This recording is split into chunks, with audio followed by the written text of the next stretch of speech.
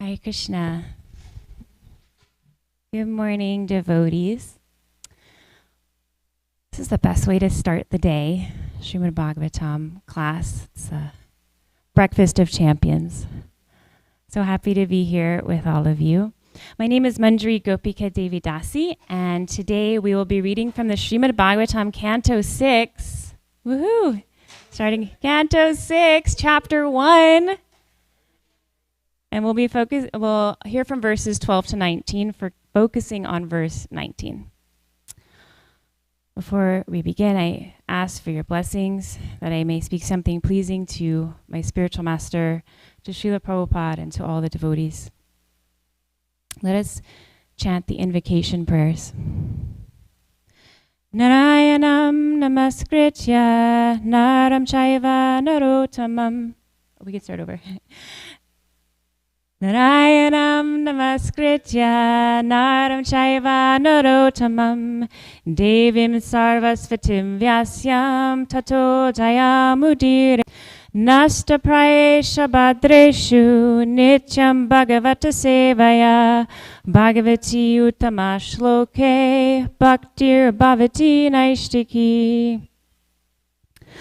Om jnana timirandasya Gyananjana Shalakaya Chakshurun Militam Yena Tasmai Shri Guruve Namaha.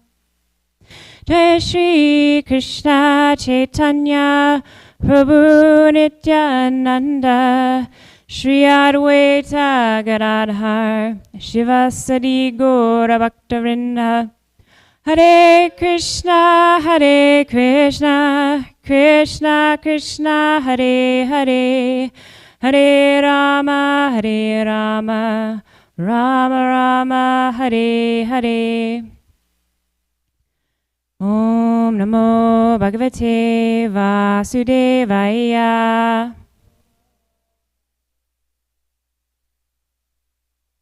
Om Namo Bhagavate Vasudevaya. Om Namo Bhagavate Vasudevaya.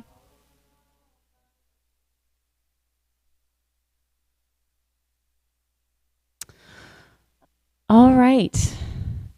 Canto 6, Chapter 1. We're covering verses 12 through 19. I'm going to summarize verses 12 through 14, and then we'll read aloud 15 to 19. But first, a little background here. So in the 5th canto, which we just completed a couple days ago, Shukadeva Goswami describes the hellish planets to Parikshit Maharaj.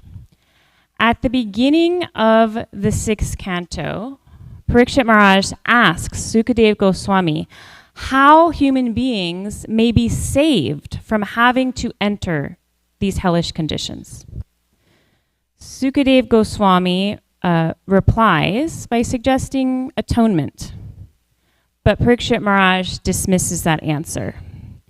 Sukadeva Goswami agrees, and then he explains to Parikshit Maharaj that in fact, a sinful person can only be saved from hell by performing pure devotional service. In verses 12 through 14, Shukadeva Goswami explains that one must follow the regulative principles, which we are all familiar with, and regularly chant the name of the Lord. So let us go to verse 15, and we can read 15 through 19. Whoever would like to start. Only a rare person who has adopted complete, unalloyed devotional service to Krishna can uproot the weeds of sinful actions with no possibility that they will revive.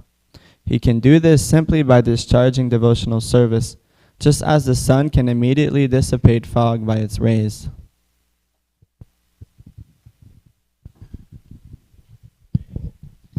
My dear king, if a sinful person engages in the service of a bona fide devotee of the Lord and thus learns how to dedicate his life unto the lotus feet of Lord Krishna, he can be completely purified.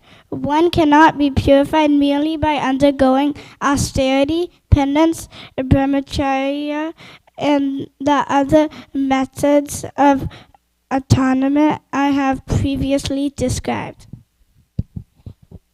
The path followed by pure devotees who are well behaved and fully endowed with the best qualifications is certainly the most auspicious path in this material world.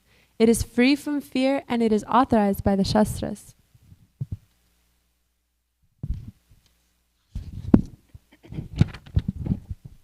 My dear king, as a pot of containing liquor cannot be purified even if washed in the waters of many rivers, non-devotees cannot be purified the process of atonement even if they perform them very well.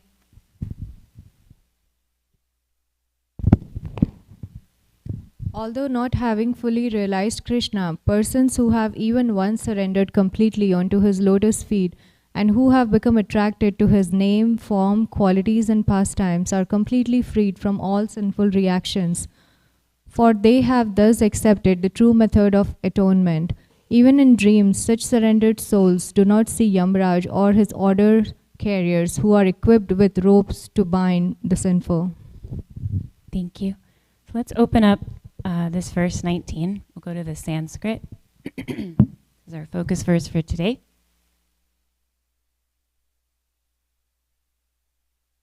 Sakrin mana Krishna padaravindayor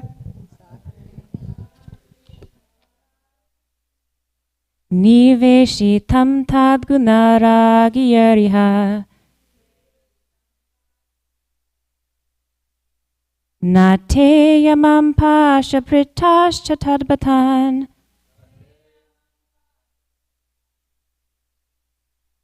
Svapnepi pashyanti hi chirna niskrita.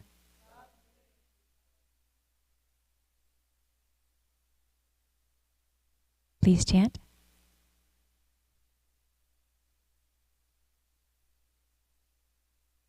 Sakrin mana Krishna padaravindayor niveshitam tadgunaragiyeriha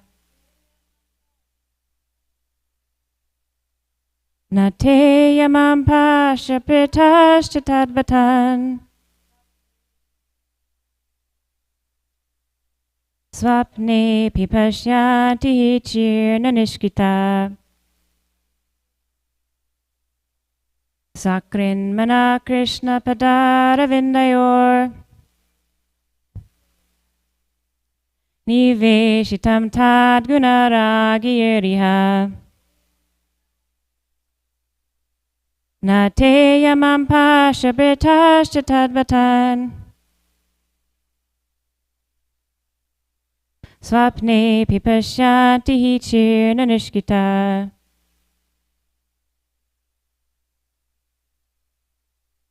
Sakrin mana Krishna padaravindayor Niveshitam tadgunaragiyeriha Nateyamam pasha pritashcha tadbatan Swapne pipashyanti chirna nishkita. Okay, let's go to synonyms. We'll do these together. Sakrit, once only. Together. Mana, the mind. Krishna padaravindayo, unto the two lotus feet of Lord Krishna. Niveshitam, completely surrendered. Tat, of Krishna. Gunaragi, which is somewhat attached to the qualities, name, fame, and paraphernalia. Yea, by whom? Iha, in this world. Na, not. Te, such persons. Yamam, Yamaraj, the superintendent of death. Pasha Britaha, those who carry ropes to catch sinful persons. Cha, and. Tut, his. Batan, order carriers. Swapne, api, even in dreams. Pashyanti, see. He, indeed. Chirna nishkrita, who have performed the right type of atonement. Translation and purport by His Divine Grace, A.C. Bhaktivedanta Swami Prabhupada.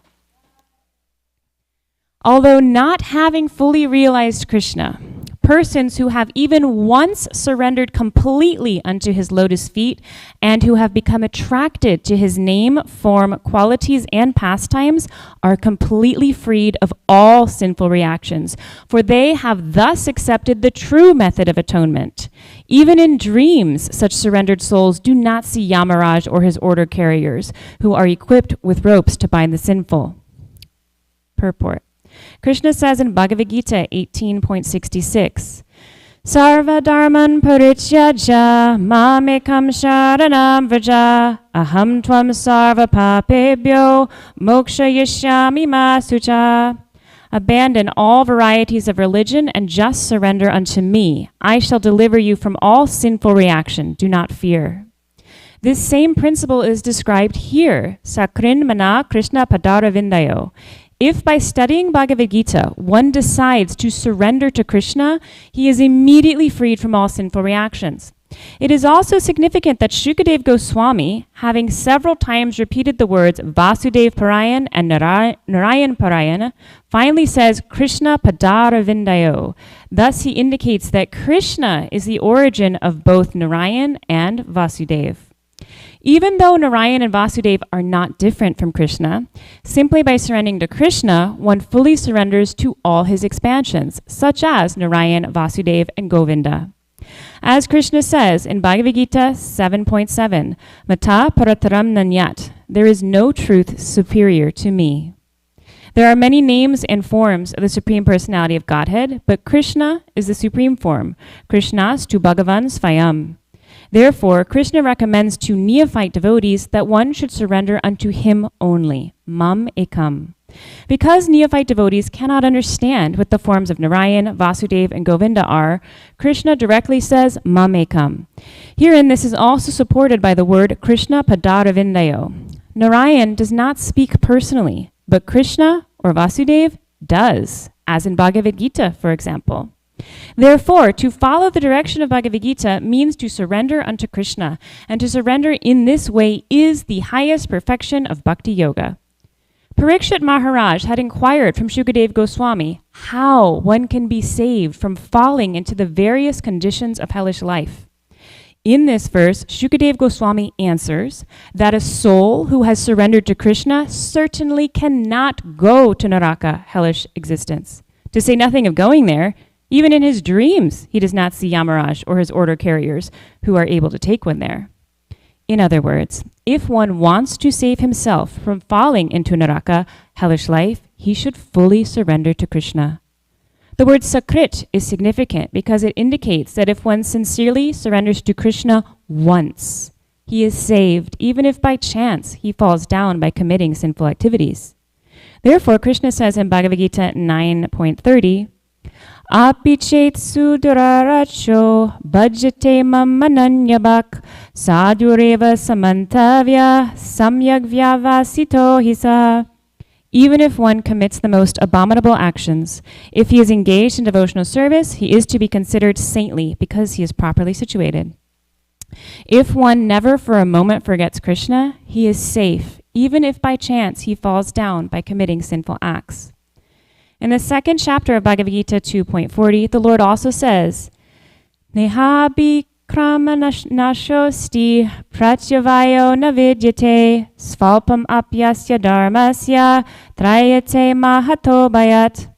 In this endeavor, there is no loss or diminution, and a little advancement on this path can protect one from the most dangerous type of fear. Elsewhere in the Gita 16.40, the Lord says, Nahi kalyan krit kaschid durgatim tata gachati. One who performs auspicious activity is never overcome by evil. The highest kalyan, auspicious activity is to surrender to Krishna. That is the only path by which to save oneself from falling down into hellish life. Srila Prabhupada Sarasvati has confirmed this as follows. The sinful actions of one who has surrendered unto Krishna are compared to a snake with its poison fangs removed. Protkahata damstrayate. Such a snake is no longer to be feared. Of course, one should not commit sinful activities on the strength of having surrendered to Krishna. However, if one who has surrendered to Krishna happens to do something sinful because of his former habits, such sinful actions no longer have a destructive effect. Therefore, one should adhere to the lotus feet of Krishna very tightly and serve him under the direction of the spiritual master. Thus, in all conditions, one will be akuto bhai, free from fear. Haribol. Such a wonderful purport, as usual. It's so thorough. So, in just a few verses before this one, Sukadeva Goswami says that different types of atonement, including karma kanda and jnana kanda, are just like pots of poison. They cannot really purify the living entity. But why is it that those processes of atonement are not advisable? Because they are processes of atonement. But why are they not advisable? Any thoughts? Yes. Ajit Prabhu. Over there.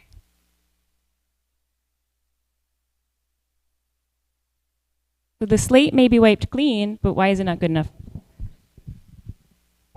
Well, it's said in the Bhagavatam, I forget if it's Shukadeva Goswami or Maharaj Parikshit, but atonement is kind of like just like cutting the weeds, but like the root is still there. It's only like devotional service that can uproot the weeds of sinful activities.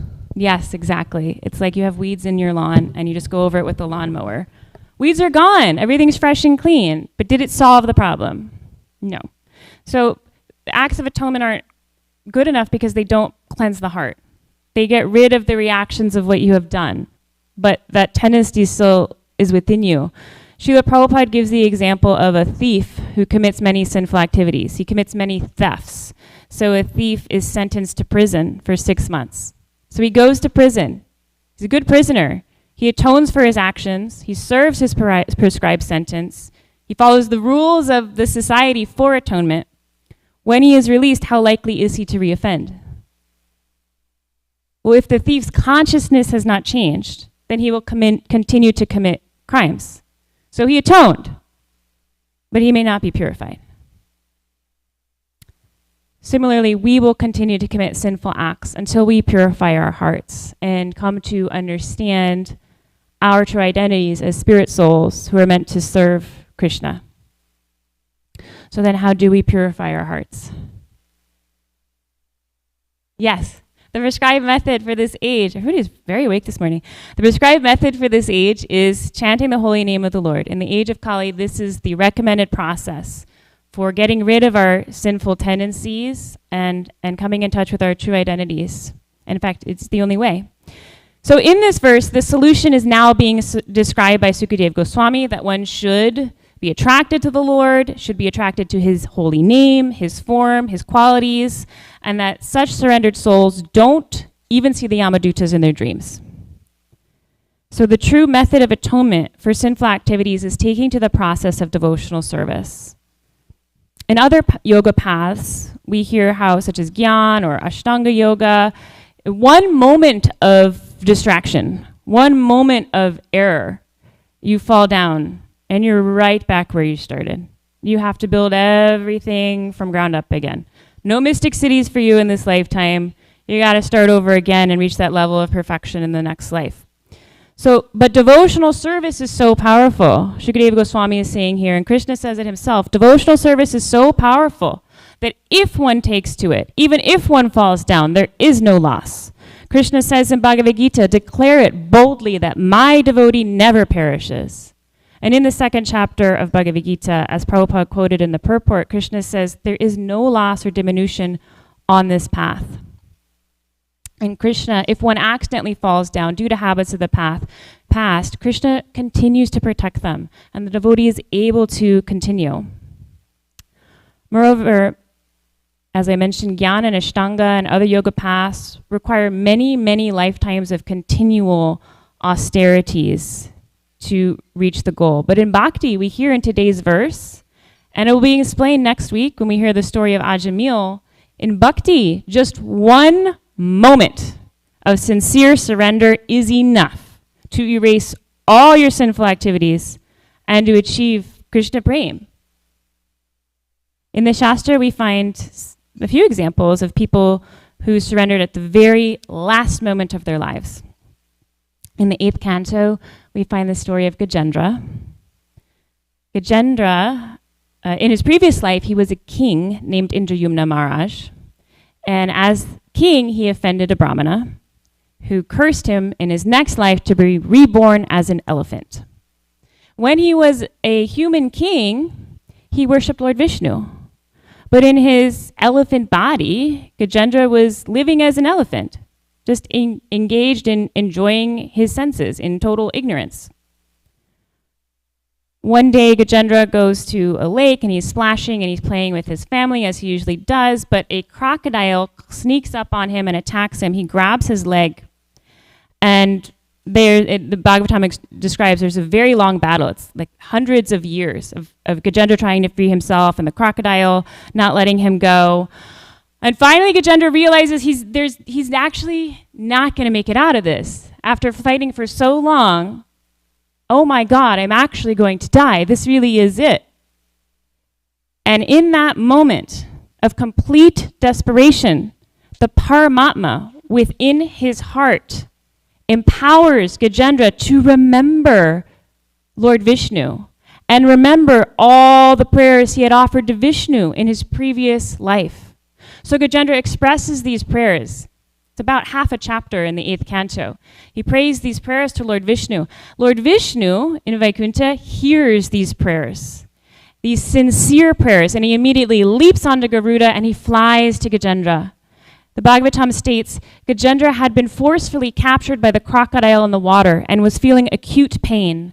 But when Gajendra saw that Narayan, wielding his disc, was coming in the sky on the back of Garuda, he immediately took a lotus flower in his trunk, and with great difficulty due to his painful condition, he offered the following words, O my Lord Narayan, Master of the universe, O Supreme Personality of Godhead, I offer my respectful obeisances unto you. And what did Vishnu do? That very simple but very sincere prayer, uttered in the utmost pain, was enough for Lord Vishnu. And he cut off Bhagavatam describes, he pulls both of them out of the water, he chops off the crocodile's head, and Gajendra goes back to Vaikuntha. So Gajendra lived a very long elephant life of ignorance, but in the end, that one moment of surrender was enough. It was enough for him, and it was enough for the Lord. So similarly, we'll soon hear how Ajamil lived a very sinful life, but at the last moment, he calls out the name of the Lord, Narayan, with such conviction that this Narayan he's calling will save him, even though the Narayan he's referring to is his son. But he's speaking the name with such conviction that Narayan is the one who can save me as I'm about to die, that's enough to scare the Yamadutas away and for Ajamil to be given another chance at living a life of devotional service. In Bhagavad Gita, Krishna explains there's no need of strenuous effort of various rituals and yagyas to free oneself from sinful reactions. With faith and love, he says, if you just surrender unto me, I will free you. It's very simple according to Krishna. Somehow it's very complicated for us. But Krishna doesn't care what kind of family you grew up in, what things you have done in the past. He cares about the present.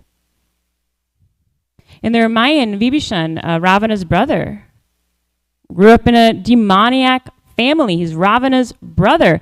But he recognizes that Ravana has done something really, really wrong here by abducting Sita. And so he surrenders to Ram, despite being part of a demoniac family. When Vibhishan leaves Lanka and comes to seek refuge with Ram, some of Ram's allies, particularly Sugriva, they're very suspicious of Vibhishan. They say he's got to be a spy. He's from a bad family. He's not sincere in his surrender. However, Lord Ram responds by saying, "It is my vow that if one only once seriously surrenders unto me, saying, 'My dear Lord, from this day I am yours,' and prays to me for courage, I shall immediately award courage to that person, and he will always remain safe from that time on." Krishna's mercy is unlimited. In the 10th canto, Shukadeva Goswami states, "If even only once, or even by force, one brings the form of the Supreme Personality of Godhead into one's mind, one can attain the supreme salvation by the mercy of Krishna, as did Aghasura. What then is to be said of those whose hearts the Supreme Personality of Godhead enters when he appears as an incarnation, or those who always think of the lotus feet of the Lord, who is the source of transcendental bliss for all living entities, and by whom all illusion is completely removed?" In addition, in the Madhya Lila, Lord Chaitanya tells Sanatan Goswami, "One is immediately freed from the clutches of Maya if he seriously and sincerely says, 'My dear Lord Krishna, although I have forgotten you for so many long years in the material world, today I am surrendering unto you. I am your sincere and serious servant. Please engage me in your service.'" Surrendering to the spiritual master is non-different than surrendering to Krishna.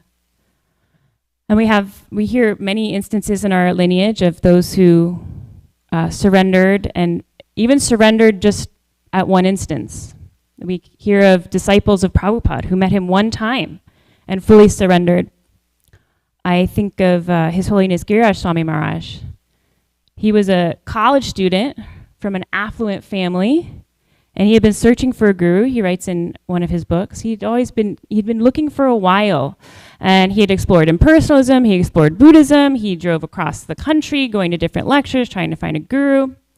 And in 1969, Giriraj Swami Maharaj had one conversation with Srila Prabhupada, and he immediately surrendered unto him and accepted him as his spiritual master.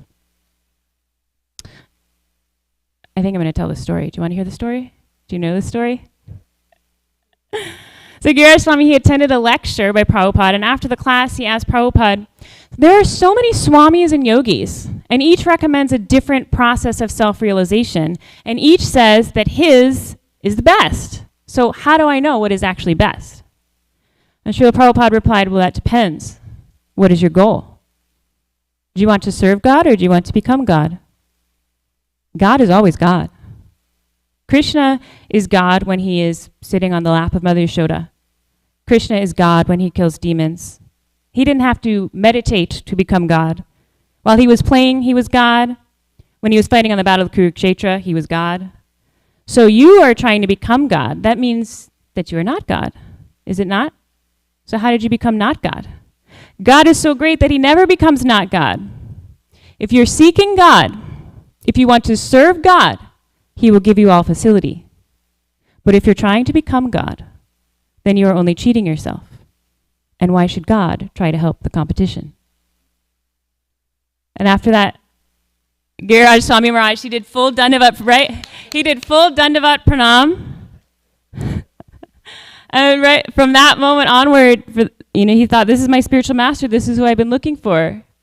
And from that conversation, that one conversation in 1969 up to today, 55 years later, Giriraj Swami has dedicated every hour of his life to serving Srila Prabhupada. So His Holiness Giriraj Swami Maharaj ki jai.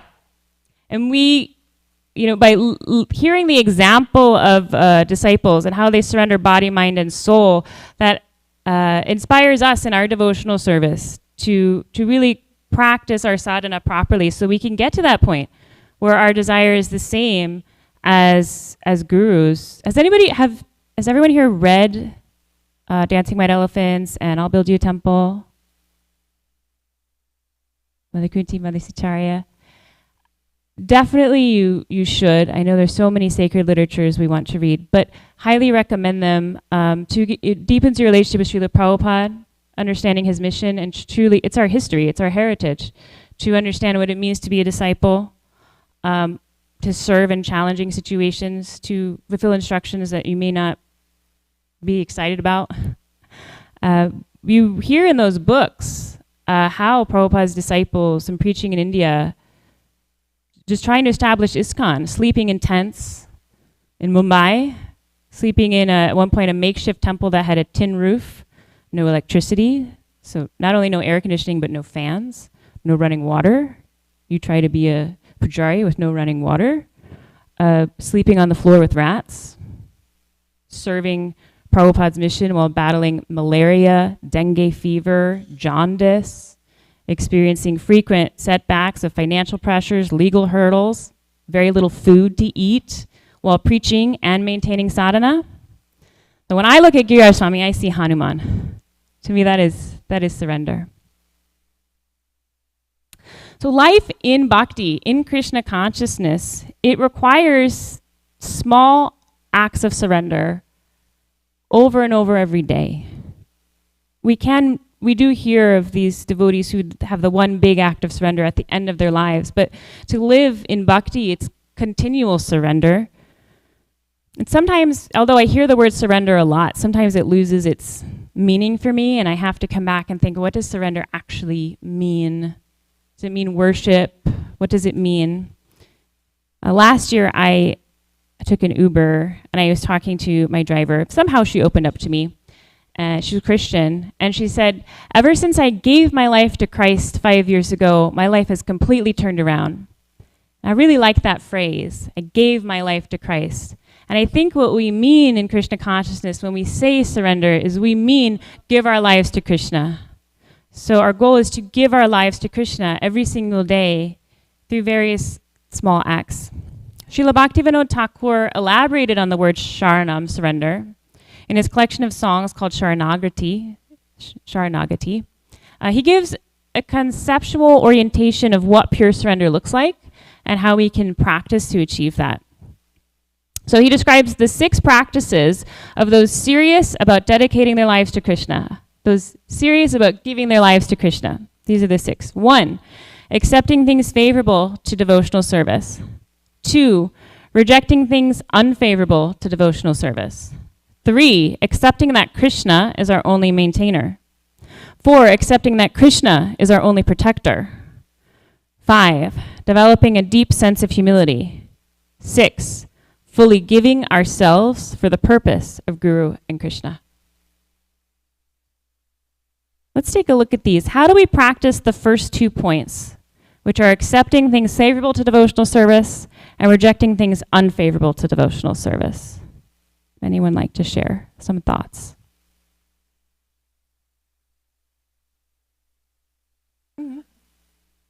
If you can avoid listening to materialistic, mundane sounds, and instead fill your ears with lectures, Srila Prabhupada, or so many nice lectures out there of his disciples.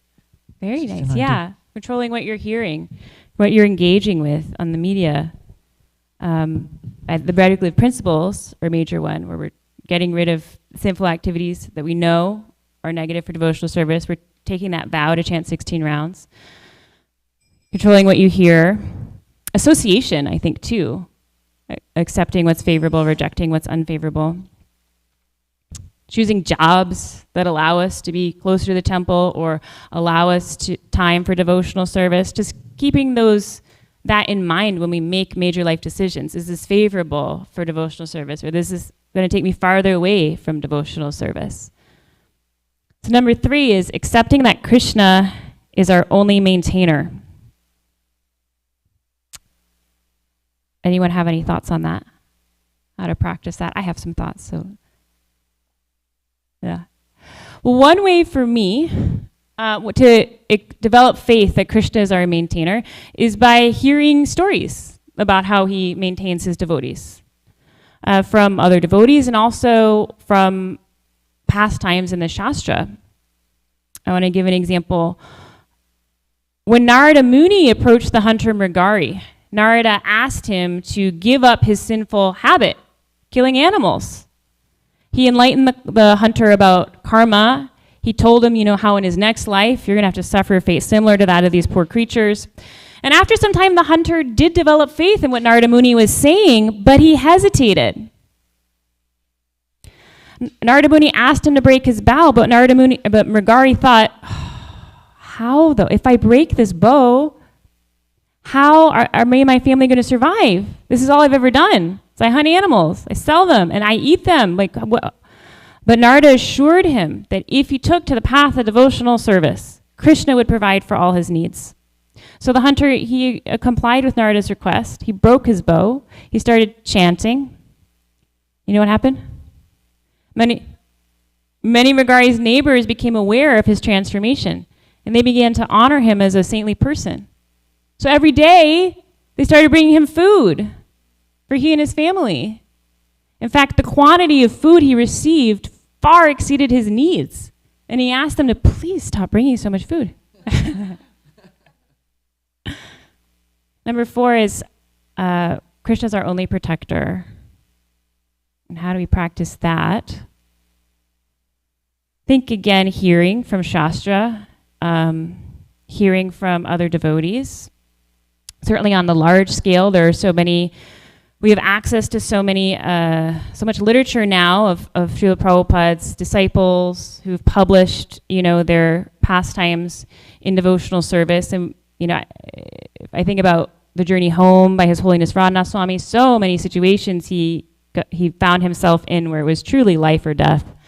But by praying and using the intelligence Krishna gave him, miraculous people would show up to help him. So hearing these things from senior devotees can help us. Also, as we move through life, we start to face more and more challenges. And we're also, I would like to say, we're so blessed here in our Kalachandji community that we have a very large part of our population here that have been serving in ISKCON for 40, 50 years, who really know what it is to go through life challenges and be supported by Krishna.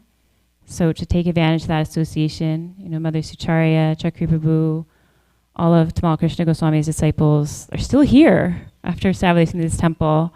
And they have such a true, deep understanding of, through it all, Krishna is our only protector. Number 5, developing a deep sense of humility. It's a hard one. It's very obvious that I don't have that. But from what we hear from the Acharyas to establish a deep sense of humility, Srila Bhaktisiddhanta Saraswati Thakur said that the 3rd verse of Shikshastakam, Tanadapi Sunichina, is our, what did he say, the Siddha Pranali mantra of our tradition. That if you practice truly, you meditate on that one verse and you try to understand it, that will reveal your true identity, your true relationship with Krishna, your true relationship with everyone. And Srila Bhaktisiddhanta Saraswati Thakur said that the beginning of humility is the absence of the enjoying mentality. Our nature is pleasure-seeking. But when we look for enjoyment in matter, in things that don't endure, we become takers and exploiters.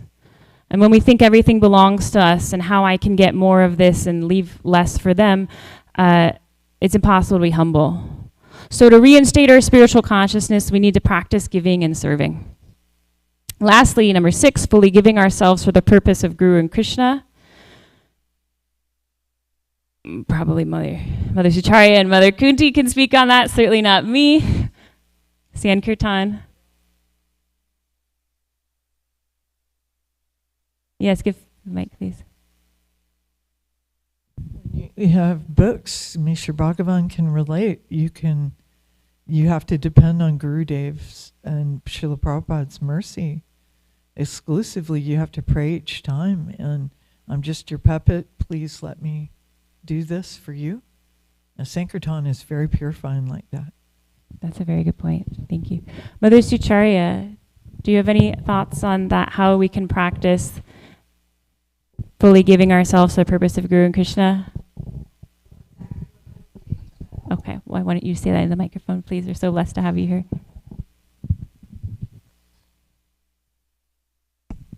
Well, exactly what Kunti Devi said, especially on Sankirtan. I remember one of my first memories of meeting the devotees, and they asked me to join the Sankirtan party.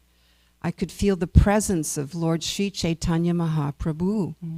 And every time I ever went out with books or related Sankirtan, Lord Chaitanya was right there with my soul.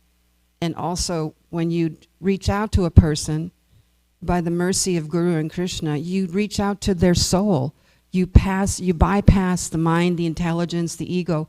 You go right for the soul, and that soul responds. But I have a burning question, if I could ask it. Sure. Okay. So sometimes, as you read today, that we think of Krishna, that someone will think of Krishna even by force. So we read that Krishna cannot be forced to do anything. So what's an example? An example of someone being forced to think of Krishna? Yes. Like how, because when you think of Krishna, you know, Krishna's independent, a big Swarat. So he doesn't have to come, but in this reading, is that if you're forced to think of Krishna. Well, my own speculation is when I think of that word force, because I don't think I've ever been fortunate to have someone force me to think of Krishna. I wish all of you would force me all day long. You got to think of him right now. But I think in that verse, maybe forcing oneself, you know, when you're chanting japa, and then it's not talking for myself, maybe not spontaneous, and making my to-do list, and then I go, oh my God, just think of Krishna. Come on, think of look at this picture of Krishna, or go look at the deities of Krishna, and in that way forcing the mind to come back to Krishna. So even what was that verse? Even if by force one remembers Krishna, what does it say? That we get benefited from that. Let me find that verse. It's from the 10th canto. If even only once or even by force one brings the form of the Supreme Personality of Godhead into one's mind, one can attain the supreme salvation by the mercy of Krishna. Yeah. That's what I think. Thank you very much. Thank you. Thank you. Well, I think that's enough from me. So we can open it up to everyone. Hare Krishna.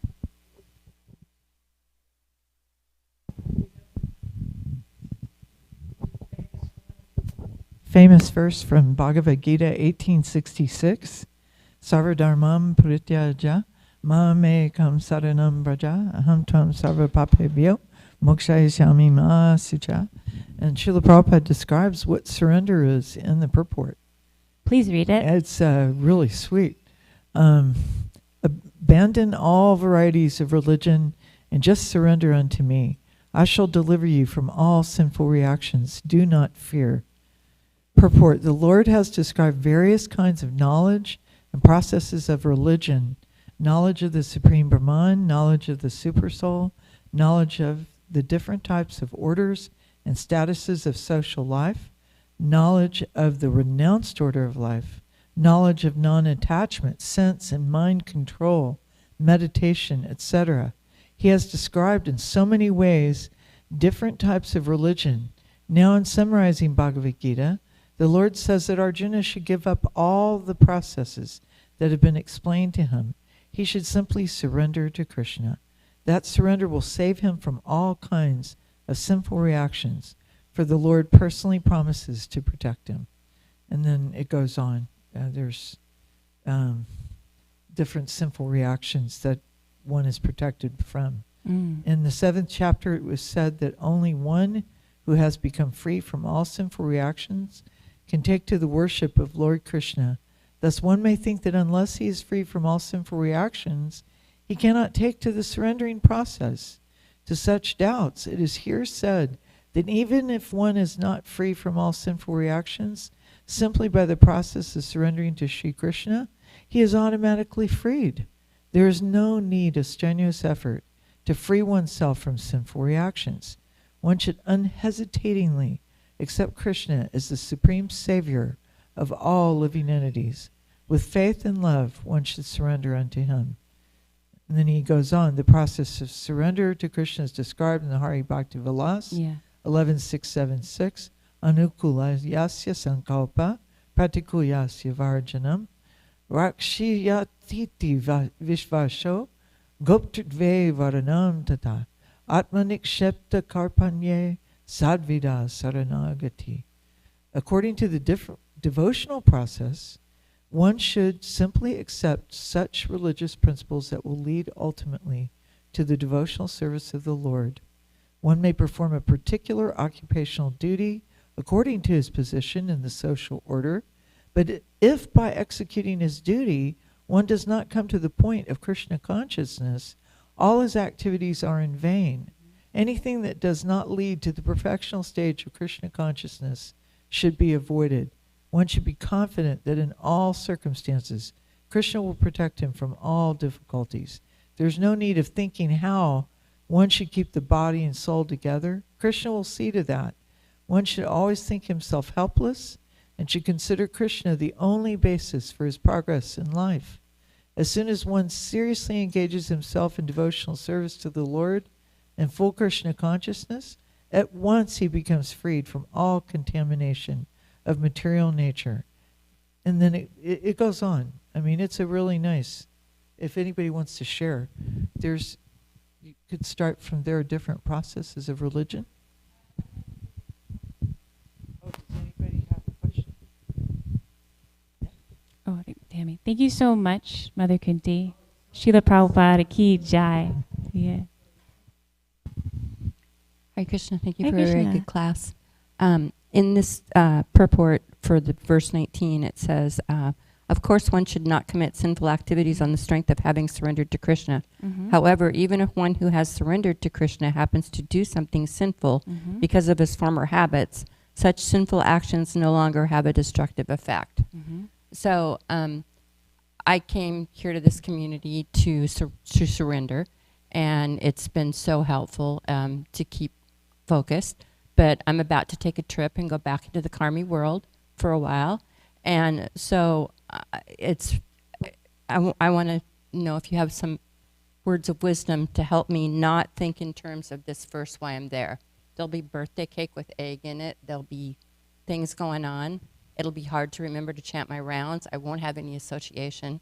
How can you help me not think like this while I'm there? Oh. Yeah. Oh, it's okay. Krishna, if I slip, Krishna will save me, Well, in the that verse 9.30 is often an often misunderstood verse in Bhagavad Gita, and in the purport, Prabhupada makes it clear that it's an accidental, mistake. It's not a deliberate, well, I mean, I've done enough, like one time, won't hurt. It's very much about an accident because we do have our samskaras and our past conditionings.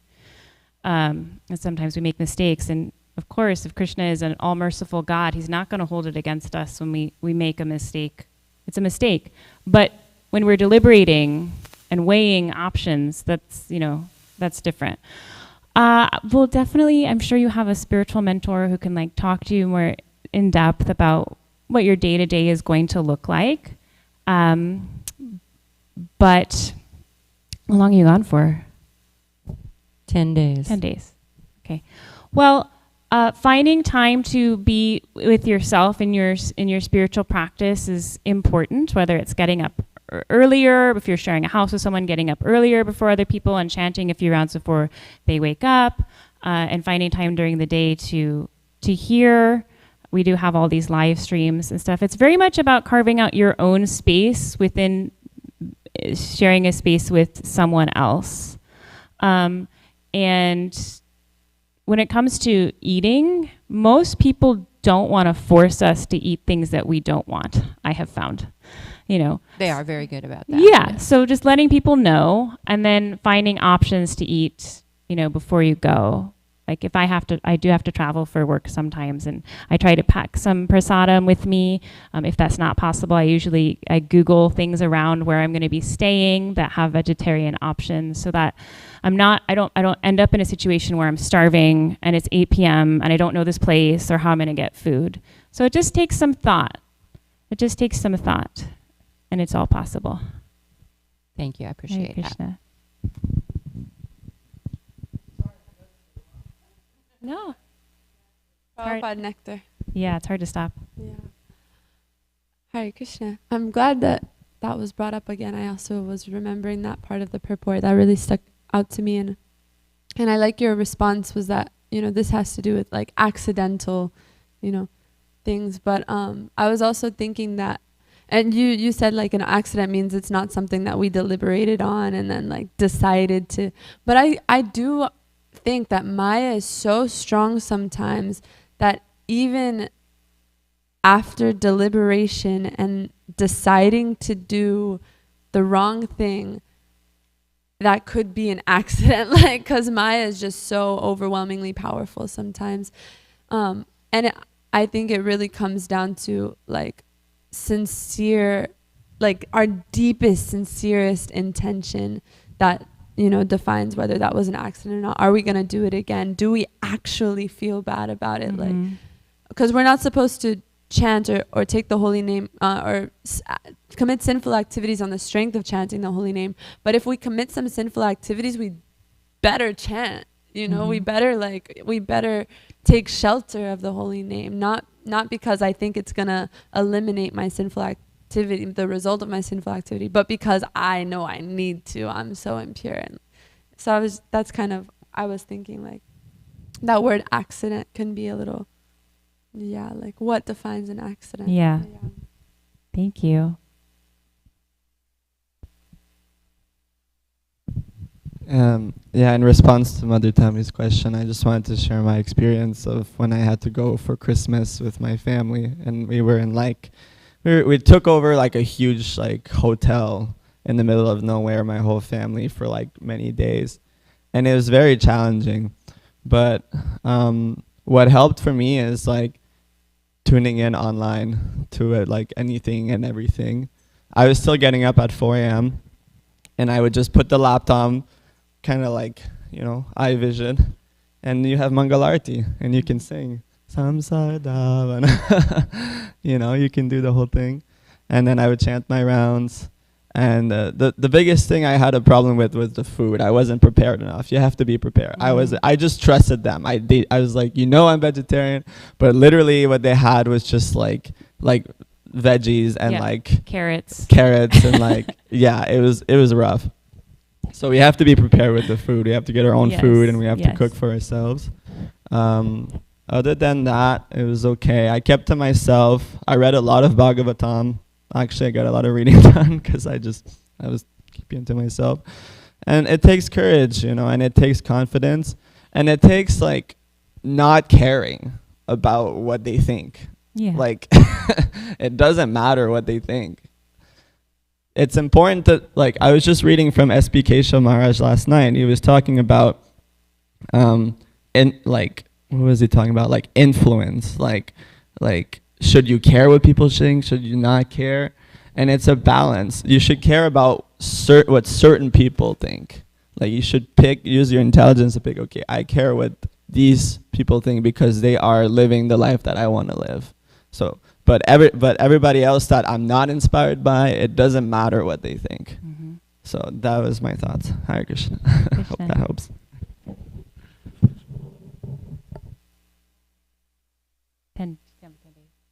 Anyone else? Primrita?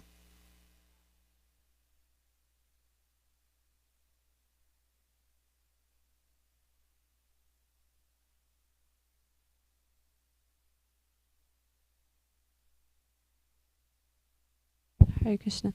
Yeah, something else that helped me in a similar situation was, I'll just share, like, when I first started practicing and, like, going around my family, I was pretty, like, fanatic and a little, like, hard-hearted and closed-hearted, and they felt that. They still love me, but they felt that.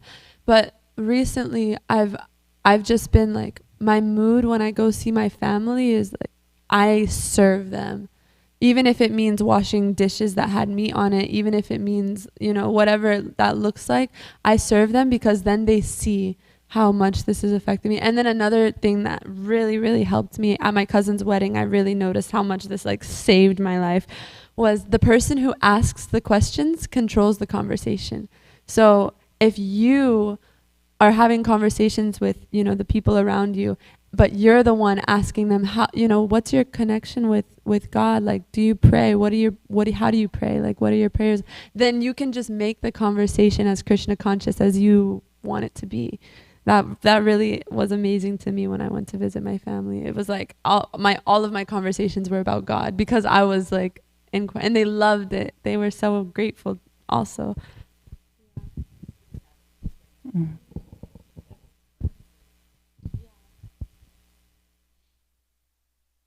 Oh.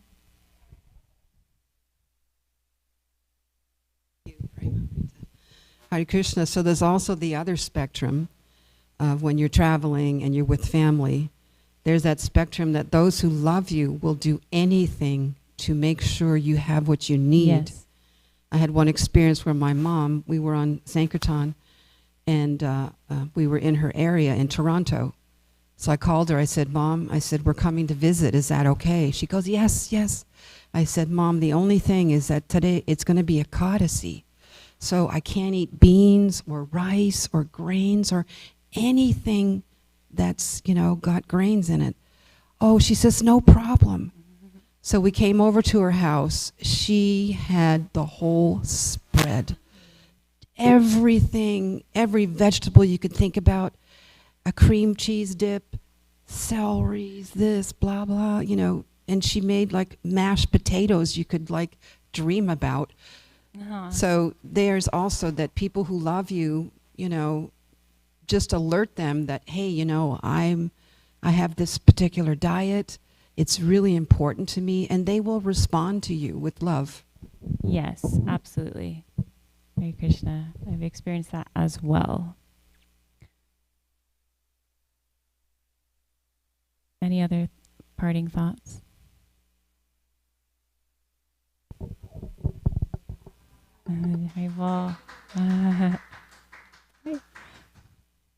You're good? Just wanted to echo and just add on a little bit what Primo was saying. That's my secret now when I see my family, because they'll talk, unless I can direct the conversation. But sometimes it's kind of so many of them, but my secret, what I do is I just try to find something I can do to serve. Like I'll just be like sweeping or whatever, just so I'm not just sitting there awkward. Like at least I'm doing some service, and then they appreciate it, and then they're more likely to ask about you and like what your life is, because they like you. So they're like, what's going on? So that's my secret. I just always try to find something to do. Yeah. I've always been fortunate in that my friends and my family from way back when, they don't really care that I worship a God that's blue, that plays the flute. Like, they don't care what I'm doing with the things like the bead bag. They just, what they always noticed is like that I am happy and that I am respectful and that I'm living a normal life and I have a job. And so they really, really, truly could care less. So to just engage with people in a way that makes you a good representative of a devotee is devotional service. And yeah, so there you go. Yeah. It's just this creating the sadhana. It's really just looking. You really have to plan, because no perfect day is going to fall out of the sky, is what I tell people about other things. But anyway, really looking at your calendar, like, hey, I have this plan. I'm going out on this excursion. So what time do I have to get up so I can chant a few rounds? That way the habit still remains. Anyway, wonderful thoughts from everyone. Thank you all. Srimad Bhagavatam ki jai.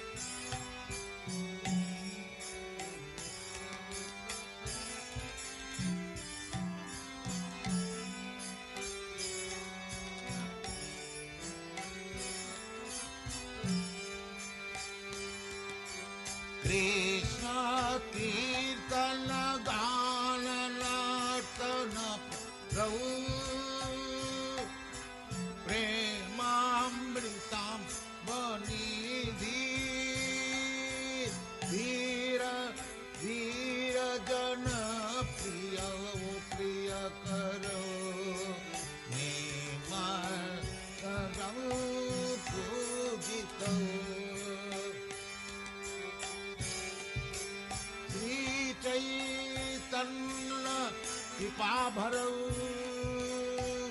भुवि भुव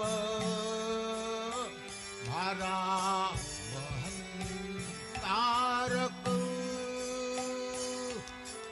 वन्दे रूप सनातन रघुजुगौ श्रीजीव गोपालकौ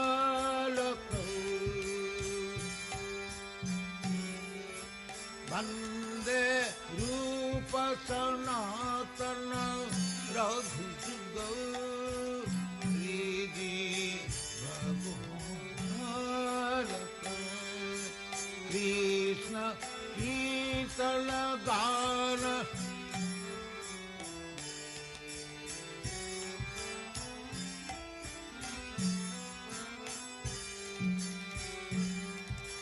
कृष्ण कीर्तन गान नर्तन परम प्रेम में कामनी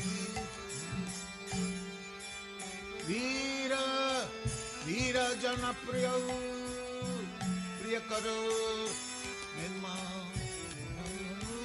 पूजितम्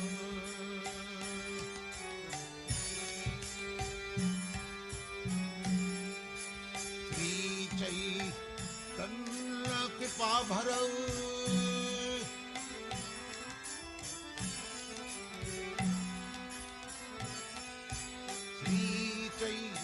तन्न कृपा भरौ भुवि भुव मारव अंतरकौ वन्दे रूप सनातन रघुजुगौ श्रीजीव गोपालकौ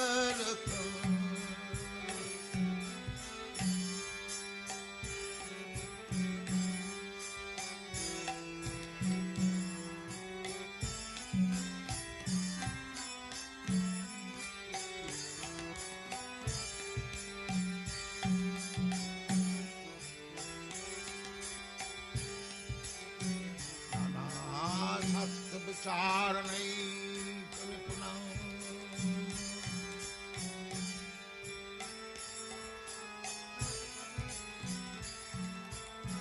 सद्धर्म संस्थापक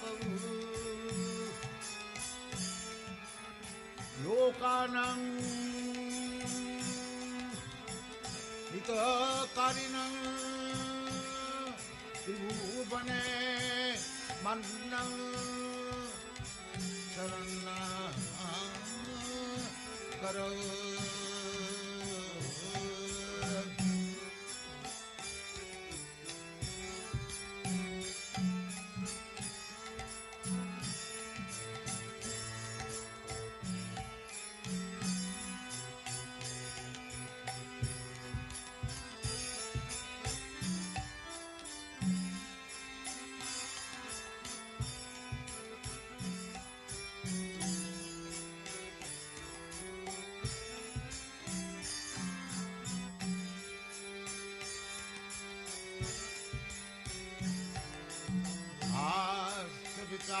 विचारणैकन पुनः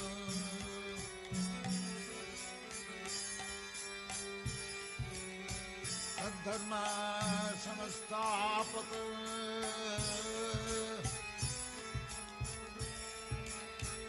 लोकानां हितकारिणं त्रिभुवने मन्नं शरणं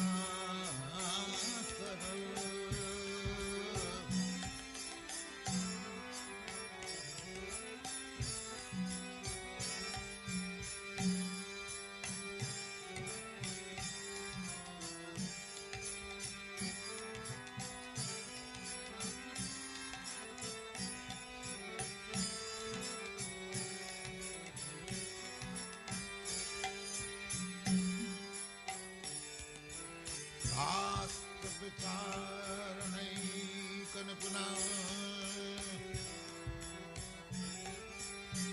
तद्धर्म संस्थापक लोकानां हितकारिणा त्रिभुवने मन्नं शरण्या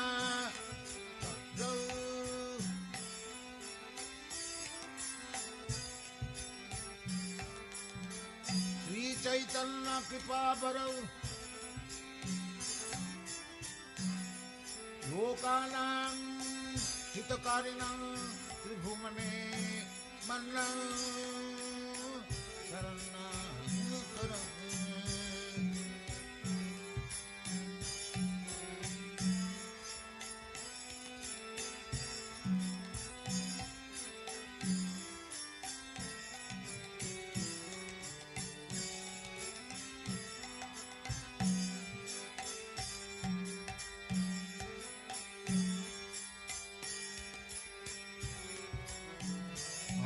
विचारणैकनिपुणं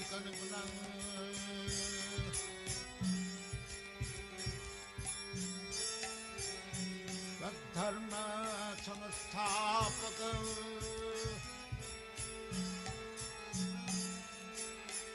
लोकानां हितकारिणां त्रिभुवने मन्नं शरण्यकरं Radha Krishna